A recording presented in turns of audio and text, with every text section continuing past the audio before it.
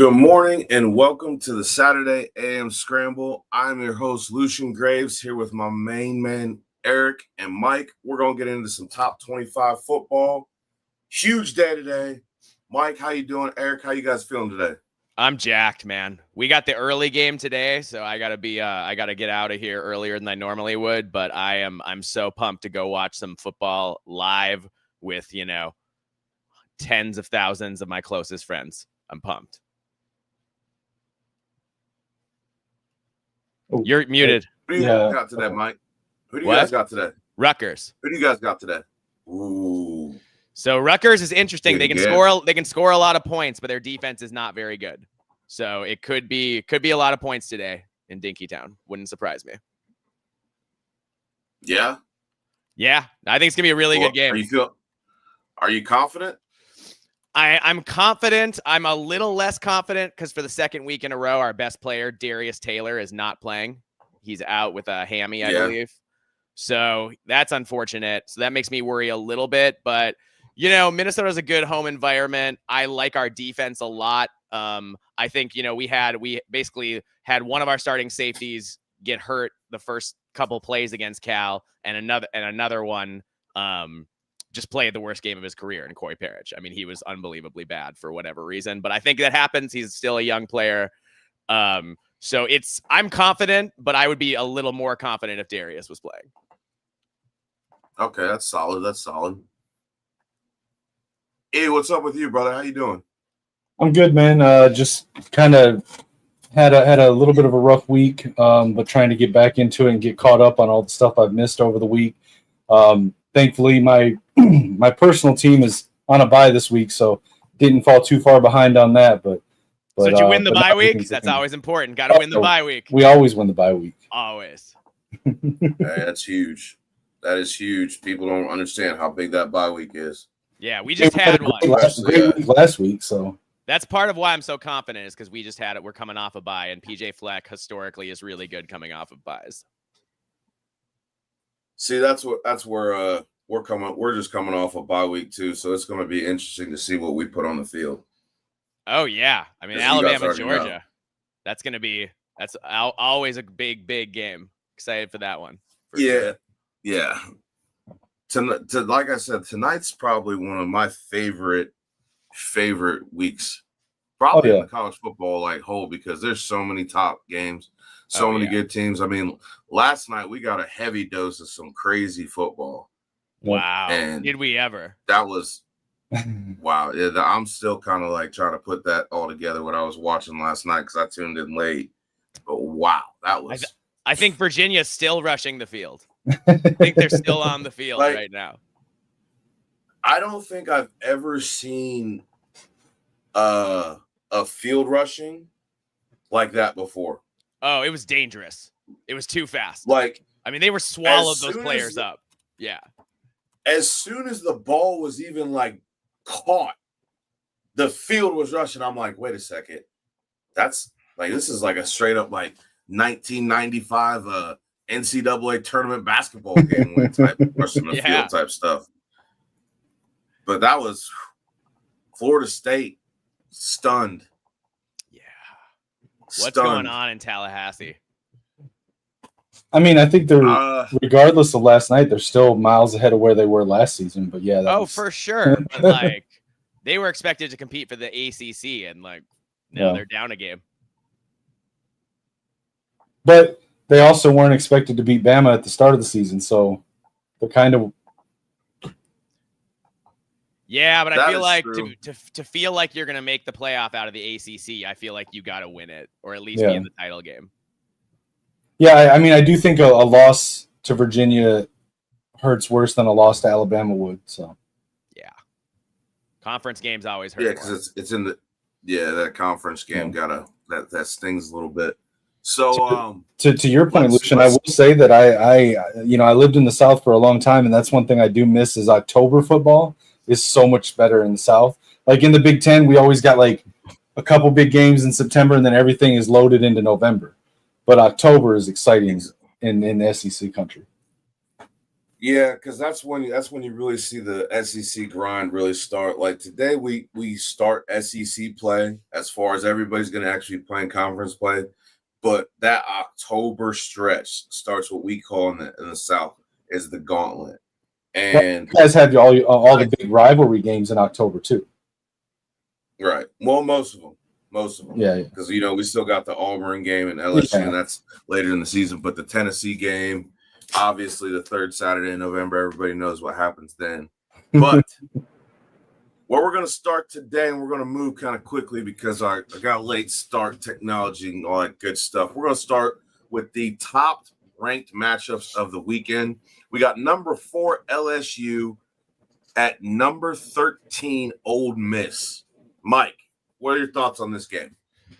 My thought is that it's hilarious that Lane Kiffin's daughter hard launched a relationship with LSU defensive captain linebacker Whit Weeks. That's really funny. That's great college football. Love that. That's great. Lane. So I wonder, does Lane Kiffin have her stealing their defensive game plan? Is he like, hey, blood's thicker than water, like help your dad out? I would more so say that might have been him sending her down there because that's Lane. Yeah. I mean, it's just Lane. It could be a whole Lane thing. But here's what I think about this one. LSU has struggled to run the ball this year, and their passing offense has been really good, but it's not the absolutely elite attack you'd expect from an offense led by a senior superstar QB in Garrett Nussmeier, who's a top NFL prospect. So Nussmeier and LSU need to show more explosion and offensive consistency because, the LSU defense has been fantastic on the other side, shutting down opponents, have 11 sacks on the year already, giving up just 9 points per game, haven't given up more than 10 points in any game this year.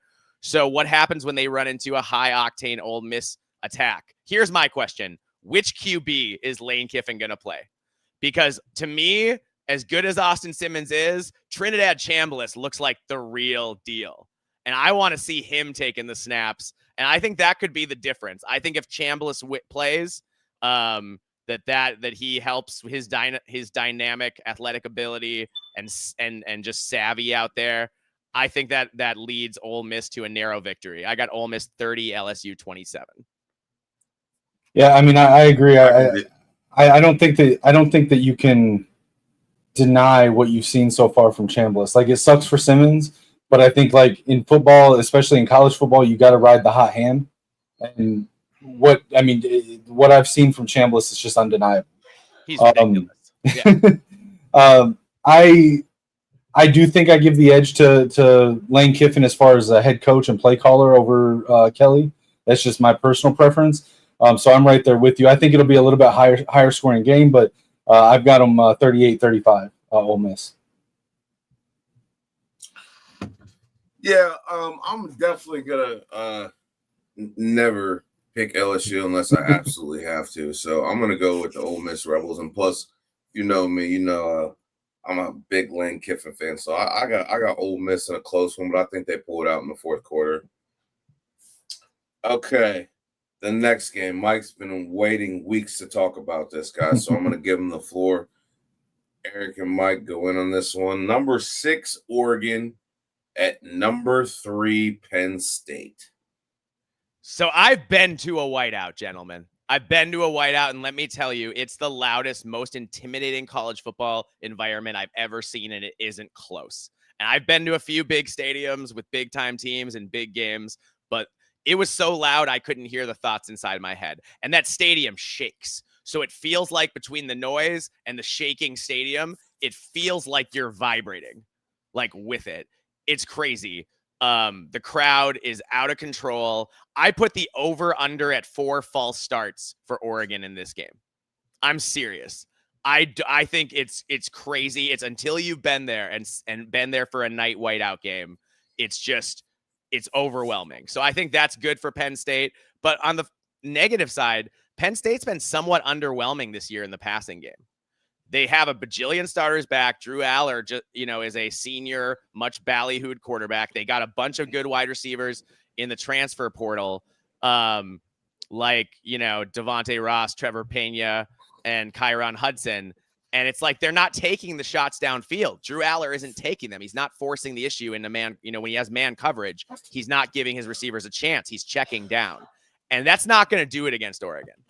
We know Penn State can run the ball. We know how awesome Nicholas Singleton and Katron Allen are running the ball and how great that offensive line is. And that's awesome. But if they're going to beat Oregon, they need to throw the ball down the field and actually try to do it and do it successfully so that they can get that Oregon defense, which is big and fast and athletic, on their heels a little bit. Because otherwise, it's going to be tough. On the Oregon side, like I said, both defenses are great. They both rank in the top 10 nationally in scoring defense. They both have superstar DNs in Mateo Uiagalelei for Oregon and Penn State's Denai Dennis Sutton. Those guys can take over games by themselves, make you miserable on offense. So Oregon's looked unstoppable so far, but just like Penn State, they haven't really played anybody. I would say Oregon has played better to this point, but both teams are legit national title contenders. The question for me, again, it's just, can Penn State get something more out of this passing game? They have to do more than just run the ball to have a chance. I think they will. I think it's going to be a high scoring game. Decorian Dante Moore is arguably the best quarterback in college football so far this year. And I'm really excited to see him work with, Decorian Moore and Malik Benson, tight end Kenyon Sadiq, all that kind of stuff. Running the ball with Noah Whittington. Can Penn State run the ball? Can Oregon pass block? That's my question for Oregon, because they have Isaiah World at tackle and he has graded out really poorly. So Penn State has the experience edge. I think Penn State wins a close one, but I really have no idea. I'm excited to watch this game. Yeah, I mean, so I'm really big on Dante Moore. I have been since he came out of high school. I was crushed when Michigan didn't go farther in that recruitment. It worked out for both teams or for both guys, but I think he's going to be great this year. Preseason, I picked Oregon to win the Big Ten. I'm going to stick with that here. I think Dan Lanning's a much better coach than James Franklin. I think I said last time we were on here, or I was on here with you guys, that I'm not a believer in James Franklin. In fact, I believe that the coaching staff would be better minus James Franklin at Penn State. So I do think Franklin's going to get out-coached, although I do love both of their coordinators. I just think Oregon has too much firepower, and they're hitting on all cylinders, and I don't think Penn State is. I personally think that Oregon is going to pull this one out. If I had to make like a score prediction, I don't know, because I do agree with you. Like, the whiteout environment is insane. I really think it's going to be like a field goal or less. It's going to be like a 1 to 3 point game, maybe like 27-25 or something like that. But I think I think James Franklin's James Franklin, and he's going to make some error that he's just going to get out coached by Dan Lanning. That's going to make the difference. Let me ask you a question, Mike, because I was having this conversation with somebody else. There was a quote recently from our own Jake Butt, former Michigan tight end, about Drew Aller and not being a fit for Kotelnicki's offense without somebody like Tyler Warren in the offense. That he would have been, if he was on a more pro-style offense like Michigan, or just a pro-style offense that goes off of play action, that Aller would be being talked about right now as a lock for top 10, 15 pick. What do you think about that? I think Drew Aller's problems are he just is nervous about throwing into any kind of coverage.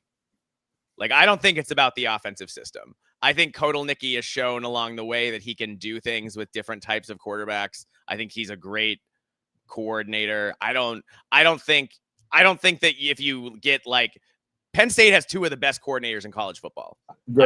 Full stop. So agreed. I don't think it magically gets better because you have a different coordinator in there. I think at a certain point, Drew Aller needs to look at his teammates and believe in them. He's got receivers who can make plays. If it's one-on-one, throw it up and let them make a play, and don't always be worried about the interception and do the check down thing. But do you think that, okay, because like last year they looked so dynamic because they had that do everything gadget player with Tyler Warren, and that fits Kotelnicki's system. But without that, so when you remove that type of player, do we think that Drew Aller's the type of quarterback to excel in that system without someone to rely on like that? Because he's not a quarterback that can sort of fill that space if needed to play out a structure to you know what I'm saying? Like, no, I see what you're saying. They don't have the one dominant go-to for sure guy. They have three guys who are all really good, but maybe aren't like an all absolute superstar. Right. Yeah. I mean, there's an argument to be made for that, but Drew Aller's out of excuses. It's his fifth year. It's his third year as a starter. He's had a ton of experience over the years. Like, he's played a lot of football. He has just got to I think he's just got to know that he has to attack. Right. And it's up to James Franklin. You talk about James Franklin. I actually think Franklin has gotten better at in-game decision-making in recent years.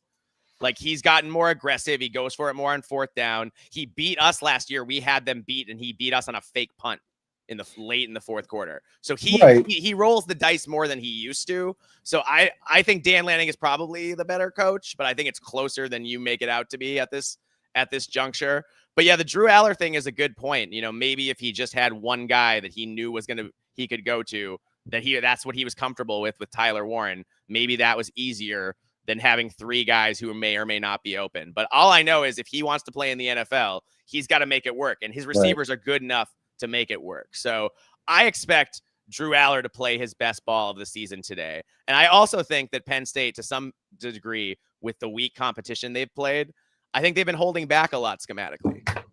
Yeah, and I mean, again, I'm not the biggest James Franklin fan, but the hurdle that I'm having trouble getting over with him is that, yeah, he wins a lot of games against the teams that he's supposed to win. Yeah. But when's the last time he won a game that he wasn't expected to win? I mean, that's fair. That's fair. That's very fair. I mean, this is his chance today. I feel like everyone thinks Oregon's going to win. Right. So, I know it's a slight. I know the line is to Penn State by a few points, but it seems like all the pundits are picking Oregon to win. So look, I said going into this year, James Franklin either needs to beat Dan Lanning or he needs to beat Ryan Day. One of the two. To prove that they can make a big playoff run and try to compete for a national title, they have to win one of those two games. I think you have a better chance to beat Oregon than you do the absolute juggernaut that Ohio State is right now defensively. So I hope Penn State, I hope that they play their best ball today and we see a really great game. But you're right. Drew Aller to this point has been disappointing. In your opinion, how much does tonight's game play into who wins the Big Ten? Oh, it's huge. The winner has the inside track. The winner and Ohio State. Those two teams have the inside track to the Big Ten title. Sorry, Lucian, you're trying to cut in. What do you want to say? Oh, I was just gonna say that I have more faith in Dan Lanning and his staff in being able to get his players in the right mindset to play a big game. I think he has a way to get his players calm, especially when they're on the road. And I don't think that the loud environment is going to affect them like it would affect other teams. Now, other teams aren't used to playing in environments like this, but I think Oregon is comfortable, and I think they might actually thrive in that whiteout because they're a team, because of what they wear on a week-to-week basis, they have to emulate a certain level of confidence because they're constantly wearing jerseys and doing things that are just sticking out. So I don't think this whiteout has a big as effect on them as it would other teams going in there. Plus the implications, and I don't think that Penn State can throw the ball against Oregon. Personally, they got a good secondary. I don't see it happening. Well, I mean, even aside from the secondary, he brought up Uagalele, the defensive end. I think he's one of the best defensive ends in the country. Oh yeah. In 2025, I'm hard pressed to, if I had to pick one guy to be on to rush the passer, I'm probably picking him. Yeah, he's fantastic. And the other defensive end, I forget his name offhand, but he's really good too. I mean, they've got a good defensive line. Period. They're I mean, secondary defensive line, even linebacker. They got that one guy. I I can never say his name right. Is it Betcher or Yeah, Betcher. Yeah, like they're good up and down the defensive side of the ball. And again, I'm not trying to knock Drew Aller. I'm not trying to just like beat down on him over and over again. But I'm probably taking Dante Moore over him right now to win a game. And that, you know what? That shouldn't be a discussion. Drew Aller should be playing well enough that it's not a discussion. So I mean, we came into this year and he was in the conversation for top quarterback going into next year's NFL draft. Yeah, he was in the conversation. We should not be talking about is he better than Dante Moore, who is what a redshirt? No, not a redshirt. He's a sophomore now. No, he's a redshirt sophomore. Redshirt. Okay, yeah, because he redshirted his second year. Yep. Yeah. Okay, gotcha. Yeah, no, it's going to be a fantastic game. I think it's going to be a high drama. I think it's going to be close. I think Penn State finds a way to make it interesting. I will be like, I know what you're saying. I do think on a neutral field, Oregon would probably win. I would pick them, but it's not a neutral field. Well, but people said that with Oregon and Ohio State last year too. Yeah. Yeah, you're right. It's going to be really exciting. It's going to be really, really exciting. I just can't wait to see it. Oregon's defensive line is huge and fast. So can Penn State run the ball effectively? Because if Penn State can't run the ball, then it's going to be a long day for the home team. Absolutely. All right. Unfortunately, though, at that time, I will be watching the Clash of the Titans in the South. Number 17, Alabama, at our good friend, the Georgia Bulldogs. And we have been waiting as an Alabama group for a year for this game. Georgia is Georgia. They have one of the best defensive minds in college football, if not the best defensive mind in college football. They are always, always, always prepared to play a physical, pounding game, especially when they're at home. They have a 33 home game winning streak. It's the biggest home game winning streak in the country right now. That's 33 amazing. Straight games. That's incredible. They defend that house. The thing about it is, they're also 1-9 against Alabama in their last 10. I think that this game is going to come down to which team can stop the other team's run game. Because I think both teams get their play calling, their play really, really started with the run, especially Georgia. They got 3 different backs that are all over 100 yards already. Their quarterbacks rush for over 100 yards. They want to get the ball moving in a play-action manner. They're not really – Georgia's never been a team that has an extensive offense. There have always been a team that are going to run the ball on you, and then they're going to hit you with a pass over the top. Even last week, though, we saw that script kind of flip. Well, not last week, but the week before last week at Tennessee, we saw them hit a pass, like a 30-yard pass right off the start of the game. So they do have an ability to push the ball down the field, but that is actually Alabama's strength. It would be our secondary. So it's going to be interesting to see how they attack the guys that we have back there, because every single guy we have out there is a returning starter from last season. So, and then on the flip side, Georgia doesn't have the strong depth defense that they've had the last 10 years. You know, they're kind of thin up front. They only got one pass rusher that's even done something. They have probably I'd say a top 5 linebacker room in the country, because those 2 linebackers are good. Their secondary is not as good as it's been, but at the same time, you still got Kirby Smart, who's probably one of the best coaches at making adjustments after halftime, as we saw in the Tennessee game. So this is going to be a battle. The spread, I think, UGA by a couple points, and I think that's because everyone's taking in the fact that, you know, Georgia's going to be at home, but the way our offense has played the last couple games after that debacle we had in week 1, I think that we will be poised coming in this game. And I think this game, a lot of people will say it's going to be won in the fourth quarter. I think it's going to be, depending on which team gets off to the better start, this game wins it. But, you know, as always, I'm taking the Tide in somewhat of a close game. I think if they can't stop Ty early, they're going to be in trouble. because we have the wide receivers that can push the ball down the field. And I know we have a better wide receiving core than Tennessee does. And I think our tight ends are a little bit bigger, so that's going to cause some problems for them in the run game and the passing game as well. I don't think they do well against an actual spread offense the way Ty Simpson's been able to hit different receivers, been able to hit the running backs out of the backfield. I just think it's going to be too much for Georgia going into the fourth quarter. They don't have the depth to send, 14, 15 defensive players at us like they've had in the past.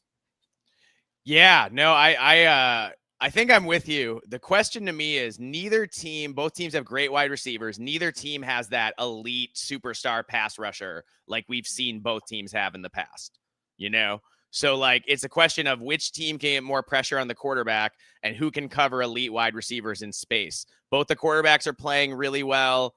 Bama has an awesome secondary. Georgia's is pretty good too, although, to your point, maybe not as good as they've been in the past. Can Bama run the ball? Right now, they're 95th in the country in success rate in rushing.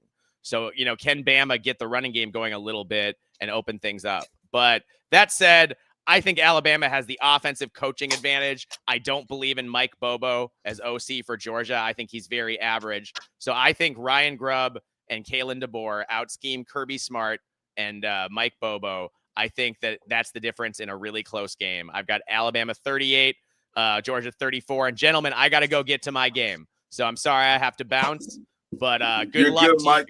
Good luck today, Lucian. I'll be rooting for you. Hey, Mike. Yeah. Before you go, because I'm doing a watch along tomorrow for the Vikings Steelers. Give me your quick prediction for that.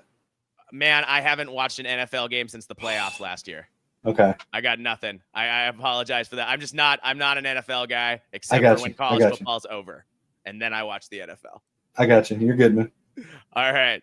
Take it easy, All right, brother, gentlemen. take care. All right, moving right along, Eric. We got. Well, actually, let me ask you a question real quick about Bama, real quick. All right, how do you feel Georgia's wide receivers match up against Bama's DBs? Because I'm a big fan of a couple of your guys. Keon Sabb came from Michigan. Yep. I like him. And then Damani Jackson was a guy that we went after heavily, both when he was a high school recruit and a transfer. And I'm really high on his game. How do you feel they're going to match up with Georgia's wide receivers? So I feel that Damani Jackson is probably going to be matched up with Branch because of the speed factor. Because Damani Jackson does possess that 10-2 elite speed. Plus, he is our most seasoned cornerback, and I think he is one of the more nosy guys. Were they both on the same squad out in California before they transferred? Were they both on USC? Yes. Yes, they were. So they probably went up against each other a lot in practice too. Yeah, I would think so. I also think that Keon Sabb, he was actually one of the guys that I challenged on my show Tuesday night of who needed to show out for this upset because his position is going to be hit a lot because that's where the space they try to utilize their tight ends. Right. And he hasn't shown up the way I thought he would coming off his injury ending season last year. He was playing amazing football. Ball hawk, he was hitting people. Now, I'm not sure whether here nor there the effect on the team, but I put him as a player that needed to show out. I think that we have the definite advantage as far as full secondary. I think our safeties play a better game. I do think I know where they're going to attack us, and it's going to be Xavier Brown.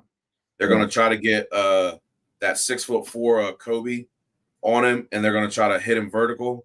So it's going to be interesting to see how we defend that. We also have probably 4 DBs technically that are going to get burned today. Cam Calhoun was a top cornerback in the Big 12 last year.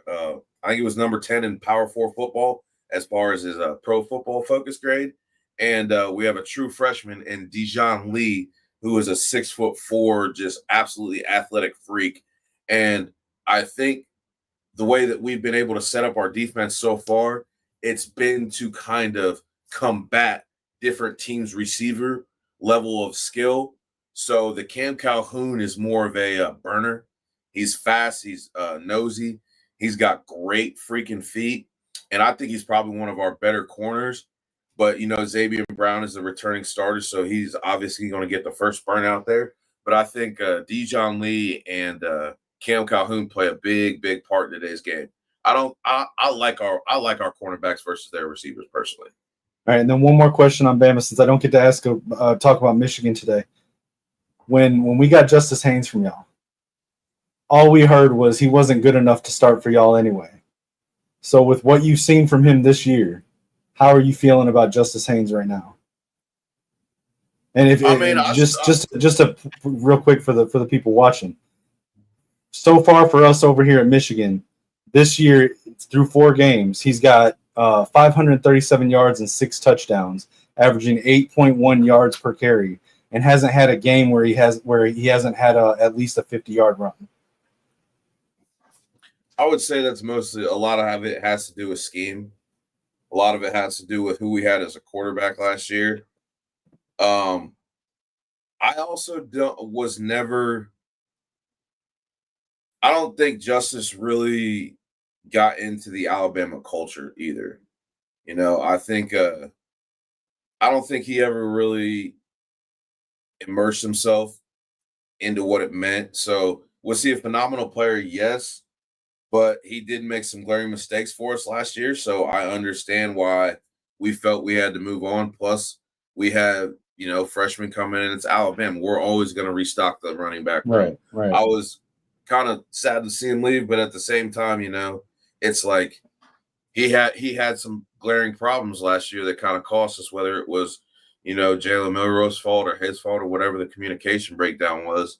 I wish him the best of luck. I knew he was going to go to Michigan. He's going to ball out because you guys are more predominantly running football team, whereas we are more spread them out and then hit him with runs, periodically. And, it's just a different offense. I think he fits you guys' offense better than a Ryan Grubb offense. He's more of a downhill running back. He needs to get the ball in touches. Like in an Alabama offense, we're not going to feature one running back, right? Especially in a Ryan Grubb offense. We're more of a spread the ball and get it to your playmakers type of offense rather than just ride a bell cow for the offensive purposes. Yeah, and I don't ask that to take a shot at you guys or anything. It's the same reason that I follow Keon Sabb. He left us, went to you guys. I want to see him do good, and so I just wondered what your perspective was seeing him ball out like he is this year. And contrasting that to what I was hearing at the time when he transferred, it was kind of negative stuff that I was hearing. So I was just curious the perspective there. I mean, it's a lot of people were mad at him because he missed some key blocks that got Jalen nailed, and he would be running into offensive linemen at times, which I attribute that to a little bit on both parts. Linemen were heavy; He wasn't seeing the field as well as he should. But again, I think that's has a little bit to do with the fact that we had a first-year offensive coordinator last year. Ryan Grubb was not our offensive coordinator. So I kind of feel like the run game kind of took a second seat or a second fiddle to what we were doing with Jalen Milroe, and obviously Justice Haynes suffered for that. However, I am still very high on him. Everybody that knows anything about the final whistle, I was high on him coming out of high school. We all loved him for what he did for us. It's the way college football is. You're going to get a player, Julian saying too, the same thing with him. Caleb Downs, you get these amazing players that, you recruit, and in the NIL day, you can't really get close to people like that. So, and like you said, sometimes there's a little bit of a culture mismatch, and it's just not the place that for them to shine. You know what I'm saying? So they have to find that. And like I said, it was no animosity for it. I just be seeing it from the other side. I was just curious your viewpoint. Oh, I agree.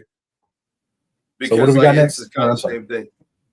Oh no, you're good. It's the same thing about Sabb, so I totally understand that. But I want to see Sabb step up and do good. Like I was a fan of his when he was here. It sucked to lose him, but every time I watch a Bama game, I'm sitting there watching, waiting for him to make a play to show out. Yeah, I'm waiting.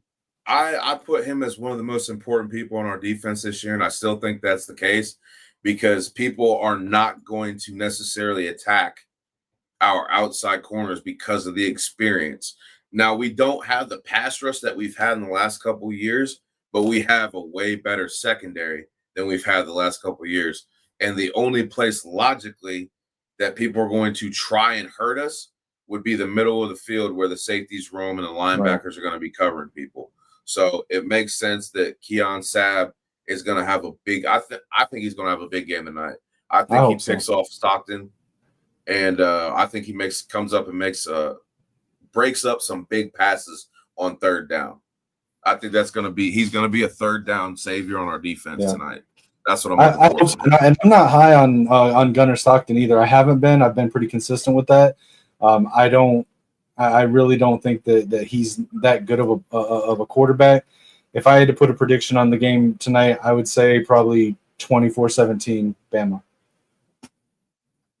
Yeah, it's definitely not going to be a high scoring game like last year's track meet. I think it's going to be more of a defensive battle. But yeah, I don't give my score predictions on my team just because that's backfired for me in the past. But moving right along, back up to the Big Ten, we got some big matchups to talk about. We got number 21 USC, 4-0 undefeated at number 23, 3-1 Illinois. I know a lot of people, including myself, kind of felt that 23 ranking for Illinois might have been too high. But how do you feel about this game? So, and I apologize, I'm not as much of a roster breakdown guy as Mike is. I'm not as good at that. I'm more of like the opinions, big picture opinions guy.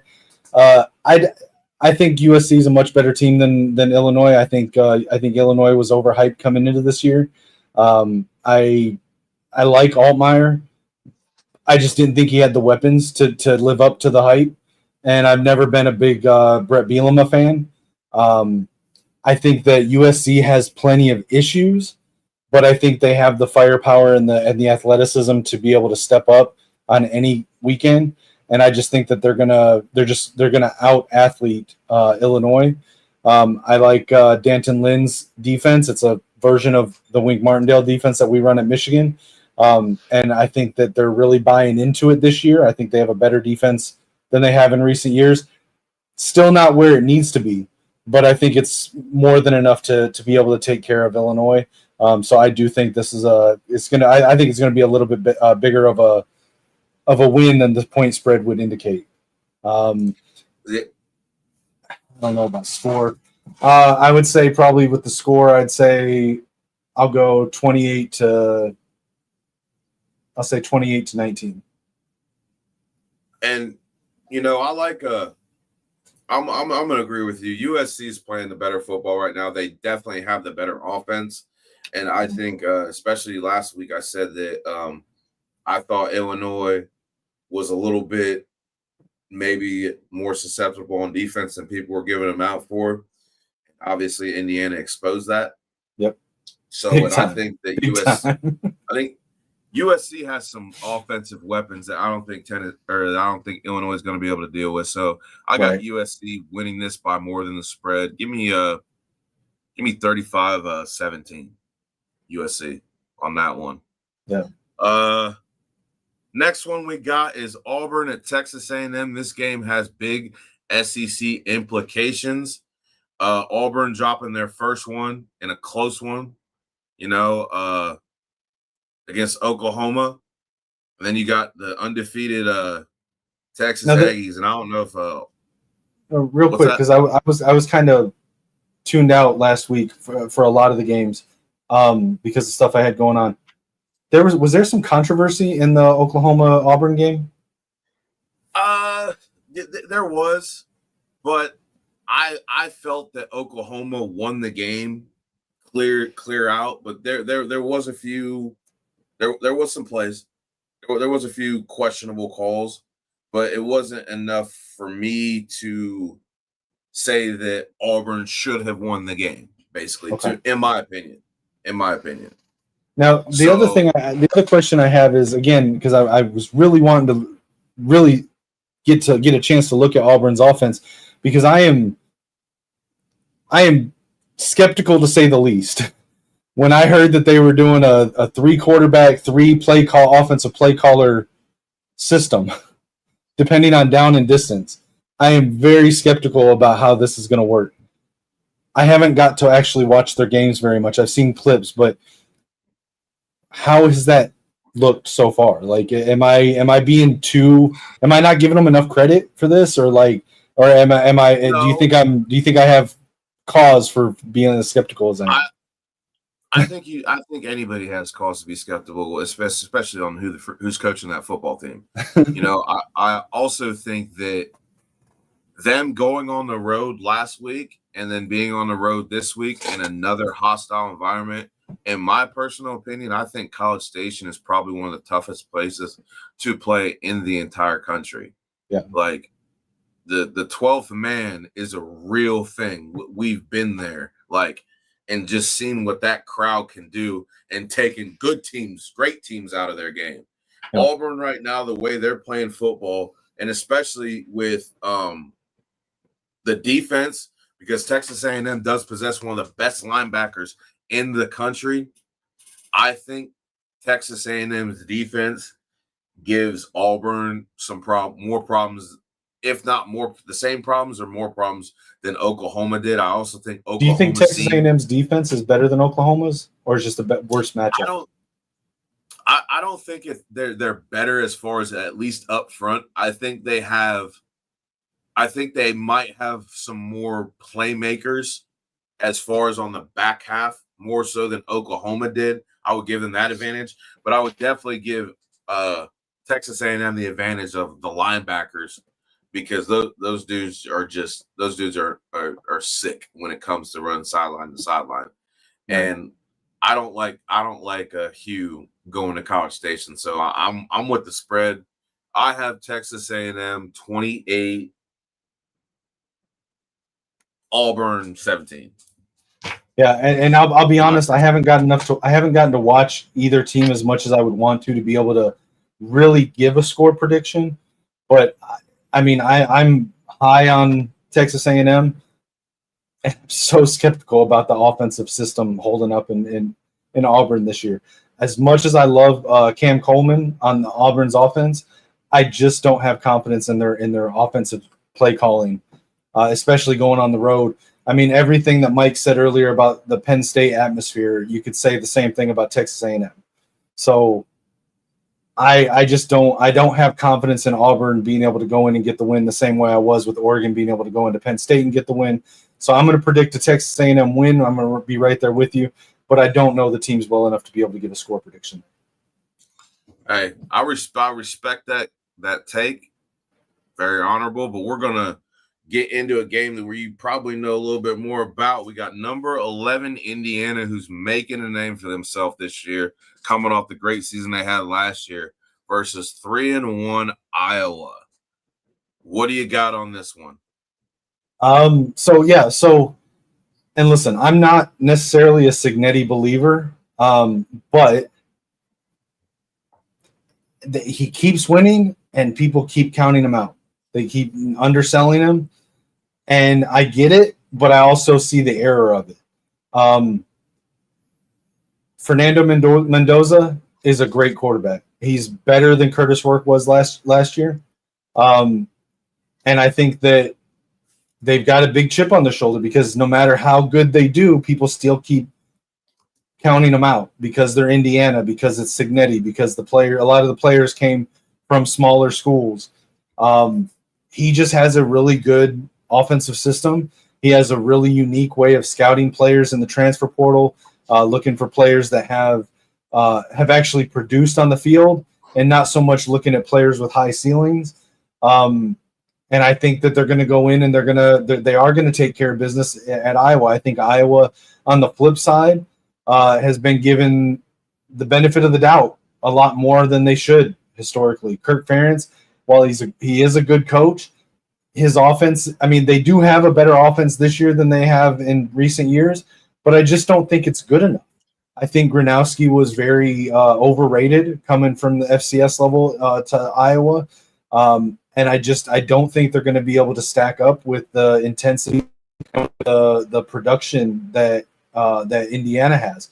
I think the spread is probably too low. I would probably give them a 2 touchdown, make them a 2 touchdown favorite at minimum. I'm going to say they're going to win. We'll say 34 to 17 against Iowa. Yeah, I'm not confident in Iowa's defense as I've been in the last couple of years, especially in the secondary. And we saw Indiana absolutely blow away a secondary that everybody thought was good last week. So I'm going to say that this game's going to be a little bit more definitely than the spread. I have Iowa by 17 over, or I have Indiana over 17 over Iowa. Yeah. That's fair. Next, we got another SEC game with implications, playoff implications. You got number 15, 3-1 Tennessee at the undefeated Mississippi State Bulldogs, 4-0. This game's interesting. Tennessee is coming off of a loss. No, they're not coming off a loss. No, they didn't. Well, they got beat they got beat by Georgia. That was last week? No, that was the week before. Okay, that's what I thought. Okay. Yeah, they had a big win last week against UAB, but I mean that's like, you know what I'm saying, that's UAB. It's UAB. So Mississippi State starting 4-0. No one saw this. I didn't have this. I had Mississippi State as one of the teams that were going to finish lower in the SEC, and they have actually impressed me. However, Tennessee's offense, we know, is going to be a problem, and I think that Mississippi State is more stout on their defensive line than Tennessee is going to be ready for. I like a very, very close game here. But I think this might be an upset. I feel like this might be an upset. Tennessee should definitely be on upset alert.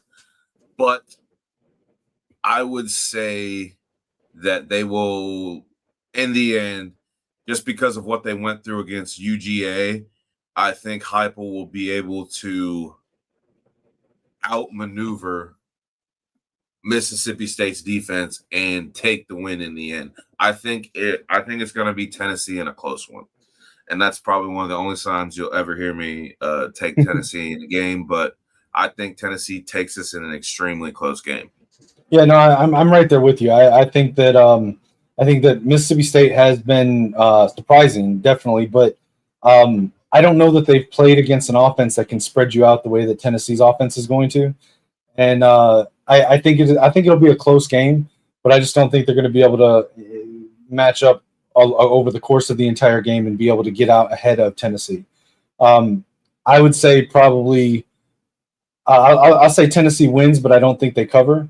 But let me ask you a question. Do you think, against all the narratives over the offseason, that Tennessee is better with Aguilar than they were with Nico? Yes. Based on what we've seen from so far from Tennessee and UCLA this year. I would say the team is in a better spot. I know last year when a team has drama like that, it sucks what I like to call the football concentration and the respect to the game. If you have drama going on like that in the locker room, people aren't in the locker room, don't have their heads on the main thing. They're not keeping football the main thing. The fact that this quarterback has been able to insert himself so deeply in the Tennessee culture, I put that as to why their offense has been as successful as they have been, because they were able to get a guy that they can literally plug in and play, not just to their team, but to their culture and excel at it. So I think that in that retrospect, I think that they have a huge advantage. I also think he has a better team mind than Nico did. I'm not taking anything away from Nico's ability as a quarterback. No, he's got all the talent in the world. It's just his maturity as a leader is not there, whereas the Joey's is there. And I think that's something that can be developed. But in this situation, in this time period, you either got it or you don't. And Joey got it, and Nico, he doesn't have it. Yeah, and I will say, I think there's a thing that Aguilar and really the Tennessee team as a whole, I think they both have like kind of the same Nico chip on their shoulder, you know. Right. Everyone was counting them out, saying that they were going to be trash this year when Nico was going to transfer. There was a lot of people that questioned whether or not they should have paid him. And I think Tennessee wants to prove that the team is bigger than the player. And then Aguilar, who was at UCLA, and UCLA basically picked Nico over him. And so now he went to Nico's prior team, and I think they've got that Nico chip on their shoulder that they want to prove something. And I think that goes pretty far in college football when everyone's sort of united in that direction that they want to go. So, yeah, I agree. So I just had it up. Moving right along to these part 2 of the top matchups of the week. Well, this game already happened last night, and we already kind of talked about it. The stunning game last night in Florida State, Virginia. Virginia stuns Florida State and the country. And if you guys in the audience have not seen that field rushing, please go back and watch that, because you're never going to see a field rushing like that. And I'm saying, like, they were saying they were scared for the safety of the players, and I agree, because there was like 400 people trampling those dudes in the corner. There was one player that looked like he legitimately got like bull rushed by the crowd. Yeah, and that's absolutely crazy to even think about. And you know what? I guess there was 2 upsets, because TCU got beat by Arizona State, even though Arizona State had the spread. I took TCU in that because I liked the way their team was going, but Arizona State handled business at home because they need to stay alive in the Big 12. But last night, crazy football starts the weekend. Yeah, I agree. I thought Arizona State they lost Scatabo, and he did everything for them last year. So like, it's kind of seemed like they were a little listless, and I think they had to show up last night. But can we just for a moment appreciate the uniform combinations in that game? Like, those were beautiful uniforms from both sides in that game. Yeah, I agree. I think both games last night, both uniforms were I like the Virginia, I've always been a fan of their jerseys of, nice and just the plainness. And then, right. TCU and Arizona State, that was just, some stuff you don't really see every weekend. So, and they played a game to match their uniforms, which, that's what you want at the end of the day. Especially that's college football, like this. So getting into the games we do have today, we got the number 1 in the country, Ohio State Buckeyes, 7.5-point favorite over the Washington Huskies, undefeated. What do you know about this one, Eric? Listen, I hate to give credit to the Buckeyes, okay, but Jeremiah Smith is a man among boys in college football. I think that I've been a fan of saying before he was ever at Ohio State, and I'm not going to suddenly change up on him just because he's playing for my rival now. I think Ohio State wins the game. I do like Washington. I'm not trying to count them short, but I've been pretty consistent that I think I really like DeMond Williams. I really like Washington's team. And if Jed Fish stays as the coach there going into next year, I think they're going to have a big year next year. I just think they're it's a year too early for them to be able to upset a team like Ohio State. Now, it is in Washington, and Washington is a sneaky, tough place to play. And I think that's why the spread isn't larger. But I don't think that there's really any danger of them beating Ohio State today. Can I ask you a question, too? Yeah, sure. Could this also be the spread numbers be due to the fact that they're coming off a bye and they don't historically play well on the road. Well, yeah, no, absolutely. They definitely, yeah. So there's a couple factors there. Coming off the bye week, historically, they're not great. Traveling on the road out of the bye week and traveling to the West Coast, they're not necessarily have a great track record. And yeah, they beat Texas, but let's be honest, as good as Ohio State looked in that game, Texas looked bad in that game.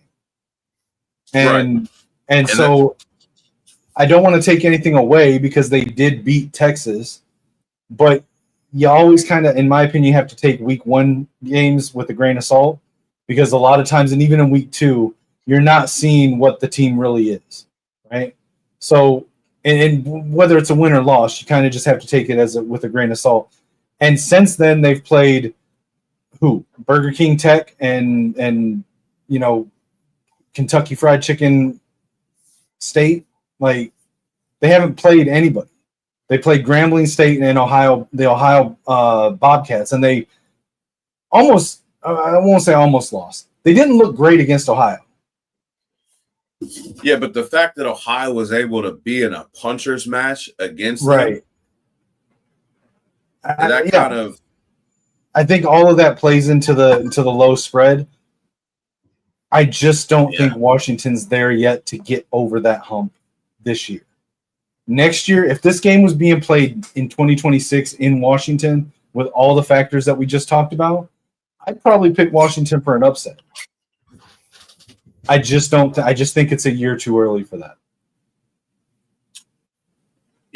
I'm inclined to agree with you, but I think if there's a team on this schedule other than you guys that can upset them at this time, I think it's Washington.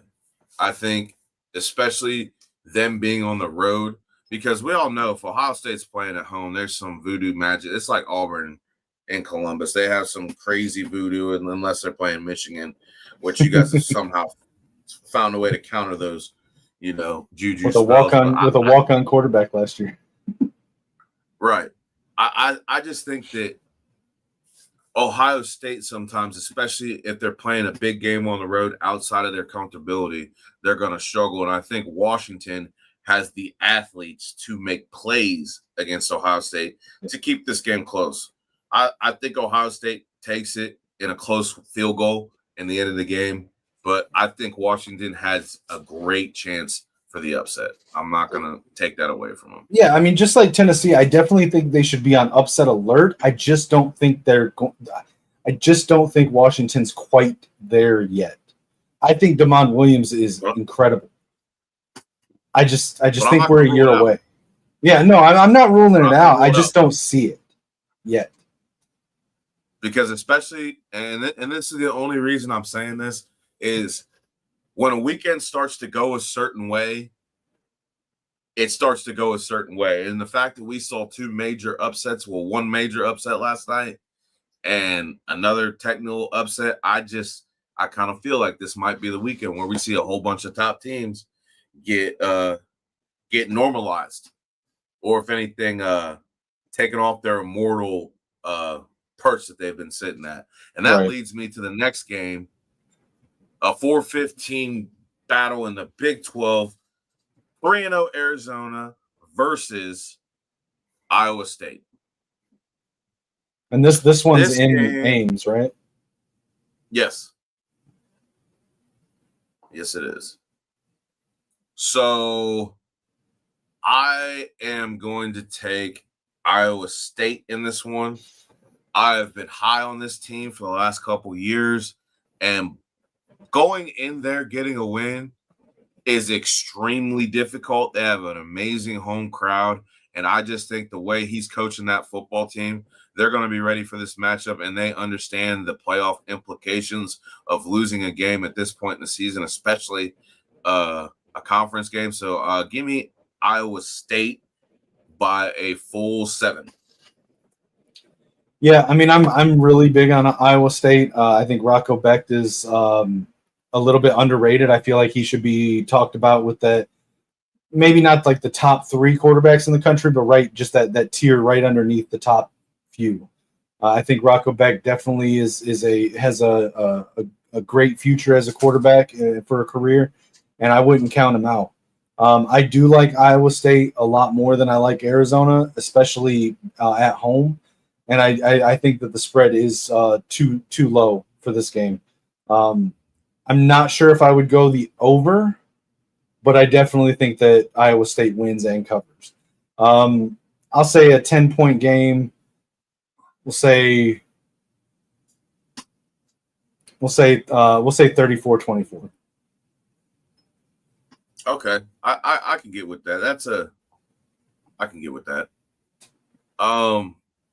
As far as some of these other matchups are going that we aren't considered because we think they're going to be blowouts. You got number 16 Georgia Tech at 2-1 Wake Forest. That spread is 13.5 points. I got Georgia Tech. I like the way they're playing football right now. I'm really big on Haynes King, their quarterback. Agreed. You got any thoughts on that game? No, I think it's pretty much all going to be all Georgia Tech. I like you. I like Haynes King. I don't think there's any chance that the Demon Deacons are able to stop Georgia Tech today. Agree. I think Georgia Tech covers the spread in that one. Now, this next game we're going to talk about, and I have been kind of mystified and in question about how this team is still ranked where they are. But number 22 Notre Dame going down and playing Arkansas. I don't like Notre Dame traveling that far south. And especially in the type of game that they're going to be playing, they don't really have an advantage because if Arkansas is going to bring one thing, it's going to be the defense. Yeah. And I don't think that Notre Dame passes the ball at an elite level like we all thought they were going to, or as people said they were going to at the beginning of the season, and they're not running the ball at an elite level. And to beat an SEC team that gets punched in the mouth every week, they're looking to cut their teeth against somebody that is not, I would say, that matches the SEC script. So I have Notre Dame on upset alert because Arkansas plays very good at home. They've dropped some tough ones, but I think that I don't think Notre Dame's the Notre Dame of the past. And I think today we finally get that final nail in that reality check and they go down. What do you think? I think because I wasn't necessarily ready to pick Arkansas over Notre Dame, but you kind of changed my mind a little bit because I think that Notre Dame's offense, their offensive coordinator has just not been good this year. I think you've got CJ Carr, and while I've not been as high on CJ Carr as some people, I do think he's talented. But I feel like they're trying to make CJ Carr run the Riley Leonard offense, and that's not who he is. Right. I also don't think that, like you said, with the run game, I don't think they're utilizing Jeremiah Love and I can't remember the other running back they have. Starts with a J. There's another one. But I don't feel like they're using them to their strengths in the offense. I feel like it's square peg round hole with their offense, and I don't know why. I want to like Marcus Freeman, even though I have every reason not to. He played at Ohio State. Yeah, right. He coaches at Notre Dame. Both are rivals of Michigan. I have every reason not to like Marcus Freeman, yet he's such a likable guy and he's a good coach that I want to see him succeed. But I just feel like their offensive coordinator has not done them any favors with his system, matching his system to the personnel this year. And I think that Taylon Green, that's Arkansas's quarterback, right? Yeah. Am I getting that confused? No, okay. Yeah. I think he's a problem. I think he's a problem for Notre Dame. Oh, man. Prior to us sitting here talking about it, I had Notre Dame 38-31, but sitting here talking about it, I don't know if I can take Notre Dame in that. I think I'm gonna switch it up, and I think you convinced me. I'm gonna go Arkansas 31-28. Here's the thing that they're not going to be ready for as far as Notre Dame. They haven't seen a 6'6", 225-pound specimen like they're going to see today. And he's dangerous in the run game as well as in the pass game. And I don't think Notre Dame is used to they're used to either a quarterback being one or the other. Right. And I don't think that they're going to be once he starts running and if he gets his running on, Notre Dame might be in for the whooping that everybody that isn't a Notre Dame fan has been wishing them to get. I like Arkansas. I like Arkansas big in this game. I'm not gonna lie. I think that the physicality is going to be at different levels, and I just think that personally, I'm going with Arkansas in this matchup. So in the comments, Jeff there said that this is the first time that those two teams have played. Is that true? Is that possible? That in the history, as long as both of those programs have been around, they've never played each other? I haven't seen anything that they have in my quick research I did on the game. There's no stats on it, at least that I found. So if they did. So, and I know it's not the most accurate thing in the world, but I just quickly asked Grok, and apparently, according to Grok, they have never met in football. Yeah, that's what I'm saying. I couldn't find any stats on any game. So wow. And I think this is a game that the SEC is going to take a pride in. I think that they're not going to let Notre Dame, especially the way this isn't the Notre Dame team from last year. Now, Right. Last year's Notre Dame team, I would have a different answer. They were running the ball, they could pass the ball, their defense was playing at elite levels, and they could stop quarterbacks. That's not the case this year. But the problem is, if you look at Notre Dame's offense on paper, top to bottom, I would say on paper they're more talented than they were last year. So there's like some kind of disconnect with the offensive scheme. I agree. On paper, they should be better, but they're not. So, moving right along, we got another game that's probably going to be pretty much one-sided. Utah State, 3-1 Utah State versus number 18, 4-0 Vanderbilt. Vanderbilt is a 23.5-point favorite, and I'm going with obviously I'm going to go with Vandy in this one. I think Vandy's playing very good football. Yeah, I think Vandy's finally got back to where they can be talked about in the SEC conversations. They got some very, very tough games coming up in the next couple weeks, but I think they take this one easy. What thoughts? Yeah, I agree. I think they take it easy, and I know every decade or so Vanderbilt has a good year, but is this the first time that they've had good back-to-back years? Consecutive years where they're just people look at them and they're like, yeah, that's a good team. I would say this is I wouldn't say that they've had good years. I'd say this is the first year where people would say this is a dangerous team back-to-back. Right. Like this is a team you don't want to play. And I would definitely agree with that one. I think that they're dangerous. And I know you want to play. Well, and I can tell you, it's going to be interesting to see what they do in the offseason this year because, again, I know it's real life versus a video game, but I did a rebuild with Vanderbilt recently, and the drop off after this year because they have so many upperclassmen, so many seniors, so many, and even next year as well, the number of players they lose this year and next year just from graduation alone is insane. So I feel like they have to be good this year because this is the year they have to show that they can maintain success if they want to be able to recruit and be able to reload going forward under Lee. Yeah. I mean, I agree. I think they have to play well today because and the next couple weeks their schedule gets bad. They got to play us.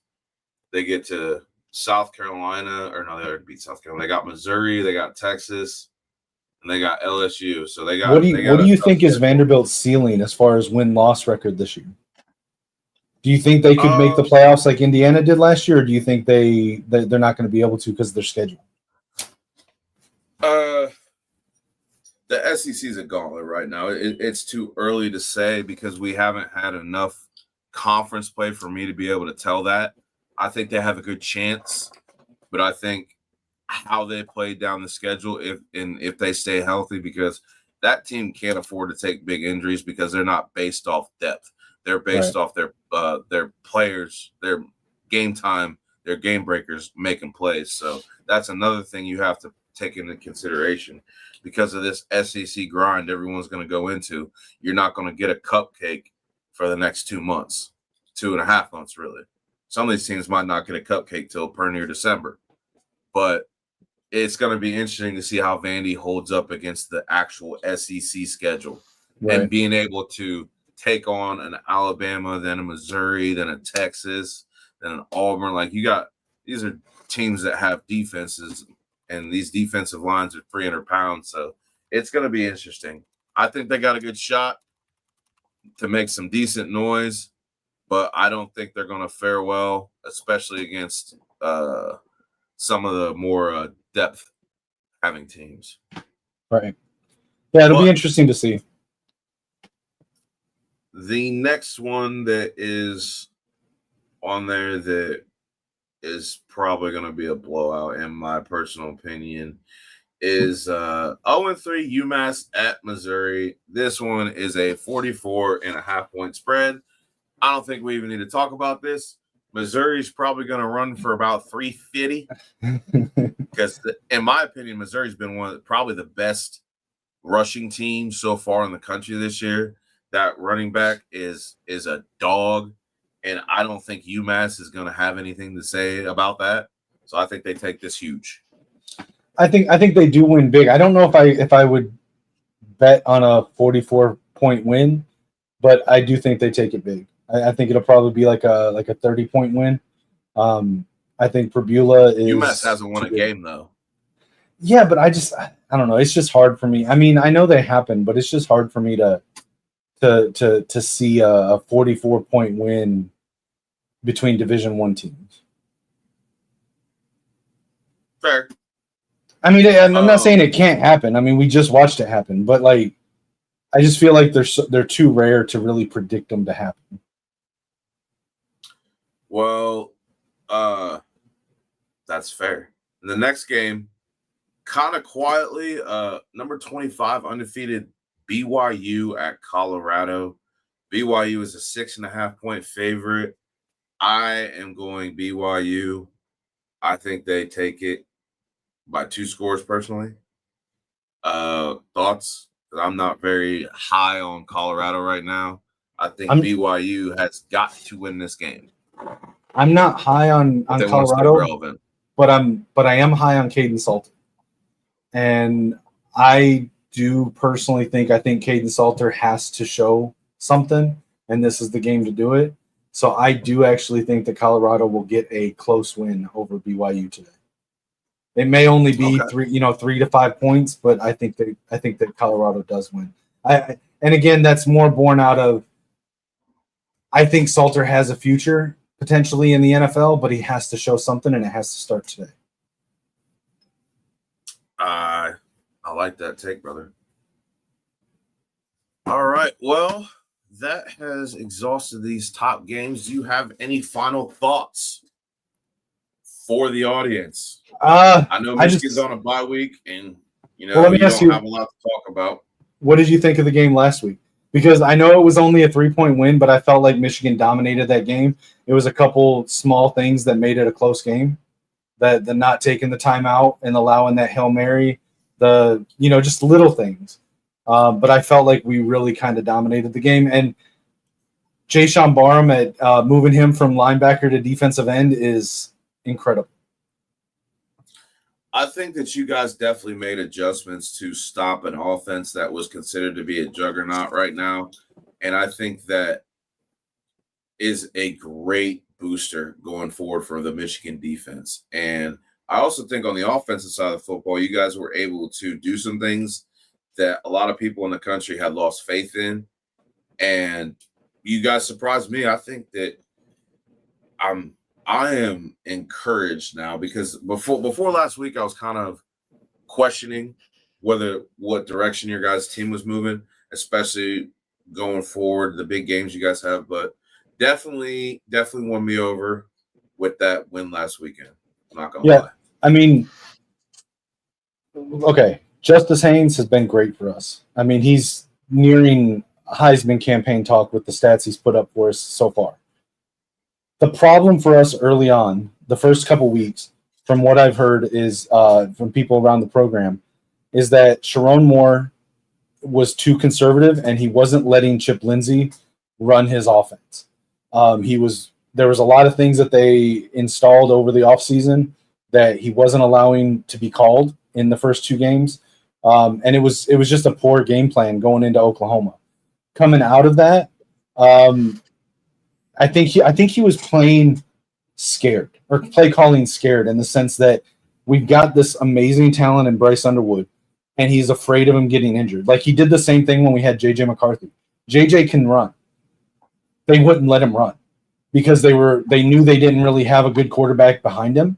So they were play calling scared because they didn't want to get him injured. And I don't think, in 23 it worked for us because we had so much talent around JJ to make up for not letting him run. We don't have that. We had a very bare cupboard that we were left with when Harbaugh left. And for us to win with this current team, in rebuilding as we have to let Bryce play and let Bryce be Bryce. We can't play call scared. And with Sharon Moore being out the last 2 weeks, Biff Poggi stepping in, Chip Lindsey being able to call his offense a little bit less, a little bit more unchecked, I think it showed what the future looks like for Michigan. And I think we're going to see going forward, we're going to see Sharon just play a little looser with the play calling and let Bryce be Bryce. So I'm excited for it. And again, I love the move of Jayshawn Barham to edge. Like he is going to dominate on the defensive side as an edge rusher.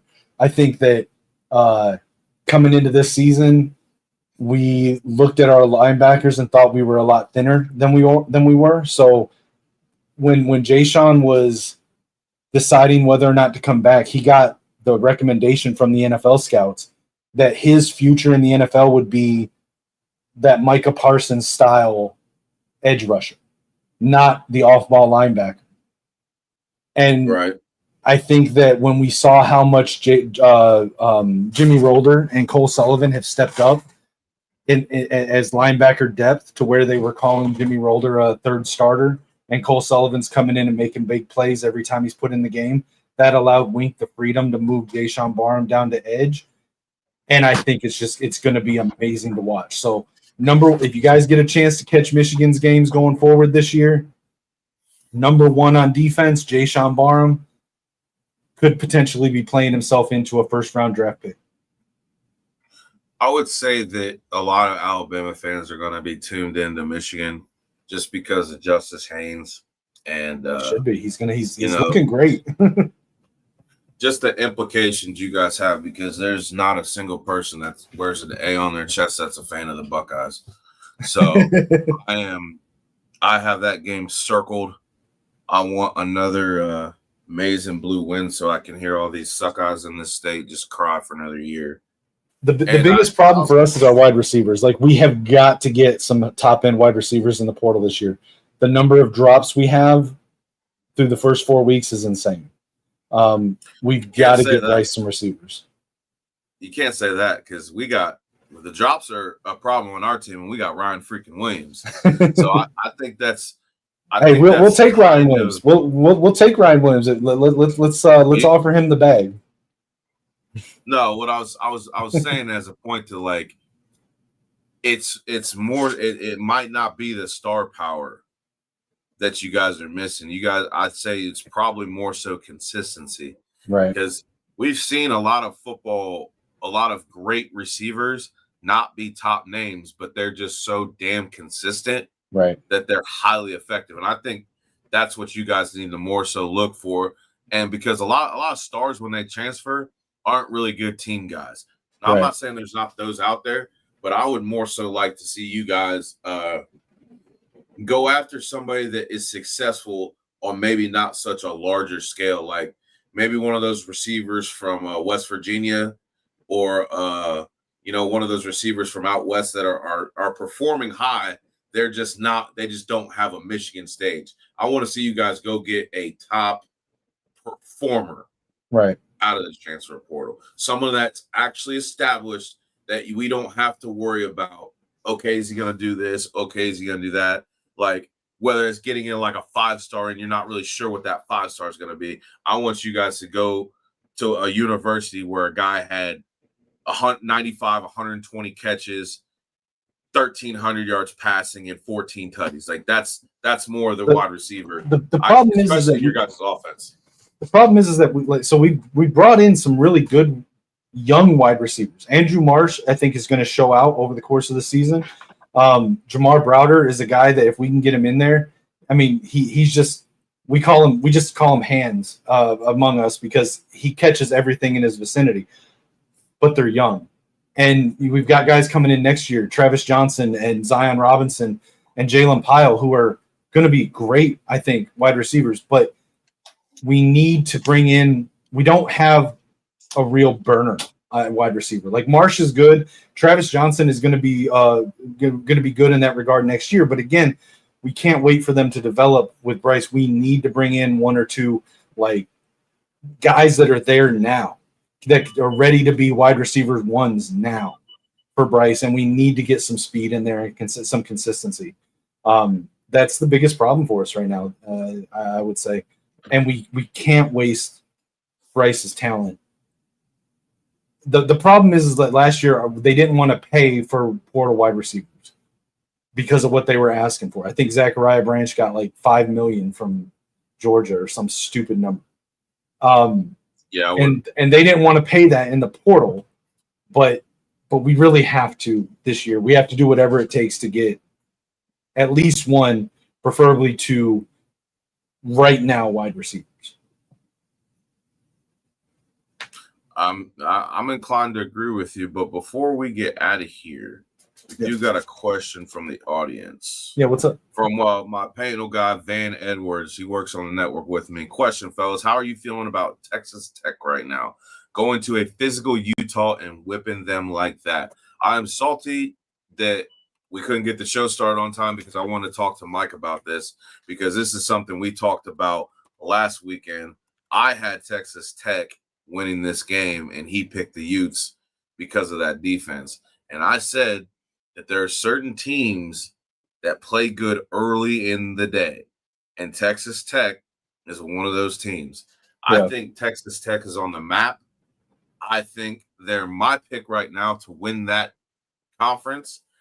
I think they're playing great football. And in that conference, there's certain things that you don't need to be successful as far as you do in like other conferences like the SEC and the Big Ten. And I think that they're putting themselves in a great position to make the college football playoff this year. Yeah, I agree. I mean, I feel like the Big 12 is kind of like the Pac-12 used to be, where it's like you don't necessarily have to be to have like a great defense. If you can get a high-powered offense and just play physical and athletic guys along the line, you'll be all right. With Utah, I was really high on Devin Dampier, but he just was under pressure too much. I don't think their offensive line was ready for the athleticism that Texas Tech had. And that was that the game where Texas Tech, they had a quarterback come in off the bench, right? Or was that a different game? Yeah. And he showed out. I'm not sure. I'm pretty sure they had a quarterback have to come in off the bench, and he showed out in that game. I haven't gotten to go back and really rewatch it like I do a lot of games to be able to give like real detailed analysis of it. But I was impressed by the physicality on the pass rush against Utah, and by the play of the backup quarterback, who realistically probably outplayed Dampier.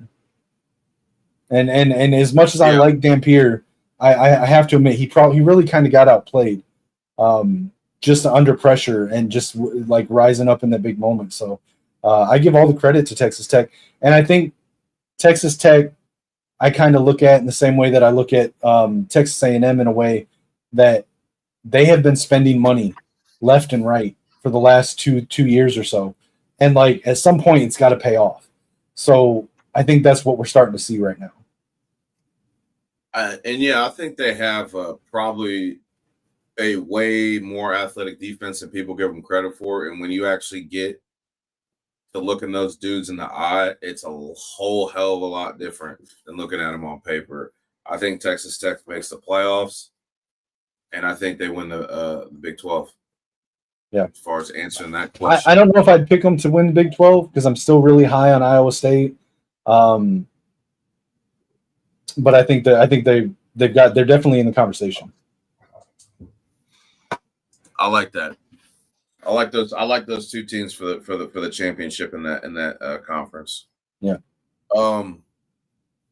Anything else before we get on and get out of here? Everyone, I know games are about to start here in the next hour, so we'll get everybody out of here. I don't got anything. Just enjoy this weekend, guys. Like it's massive. This is the first weekend we can say that there's playoff implications. So be by your TV because you're in for one hell of a day. If last night wasn't a prelude to what's craziness is going to happen today, then they're going to get started at noon here in a little bit. That's all I got for me. Eric, you got any final words?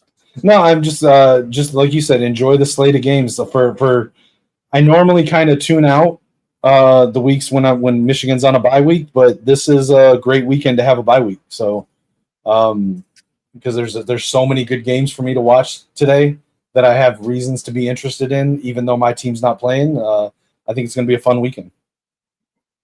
Definitely, I agree.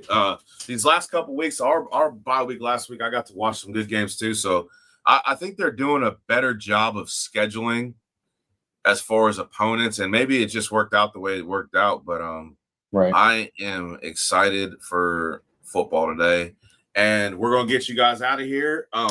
Be sure to tune in next weekend. We're gonna try to have these technical difficulties we keep running into ironed out. So join us next weekend. Sorry for the late start again. I apologize. Roll Tide from me. I'm Lucian Graves of the Final Whistle Network. It's my man E. Yep, it's always here. It's always go blue. And see you next week. All right, y'all. Take care. Roll Tide.